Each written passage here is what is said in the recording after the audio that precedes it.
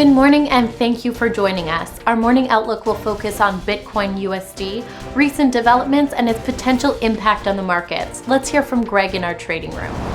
Bitcoin has added 3.6% in the last 3 sessions. The ultimate oscillator shifted into the overbought zone. The euro-dollar pair has gained 1.2% in the last 3 sessions. The Williams indicator is sinking and is currently giving a positive signal. The sterling-dollar pair has gained 0.8% in the last session. The ATR shifted into high volatility territory. The Aussie-dollar pair has added 1.6% in the last 3 sessions. Stochastic has sunk into the negative zone. Thank you for your insightful trading ideas. Moving on to world headlines. Facebook's French subsidiary has agreed to pay more than 100 million euros in back taxes, including a penalty, after a 10-year audit of its accounts by French tax authorities.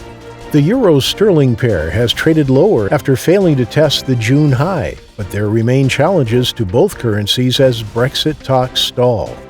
Bitcoin's 40% surge since the beginning of 2020 has been left in the dust by Yearn Finance, that has gained a staggering 3,500% in just a little over a month. Thank you. Now let's hear today's most important economic events. The Swiss CPI will be released at 4:30 GMT. The Eurozone's retail sales at 700 GMT, the U.S. trade balance at 10:30 GMT. The U.S. initial jobless claims at 10:30 GMT, the Canadian trade balance at 10:30 GMT, and the U.S. services PMI at 11:45 GMT. We hope that you've enjoyed today's market outlook. On behalf of all of us here, we wish you a productive trading day. Be sure to join our next review for the latest news and events from the financial markets.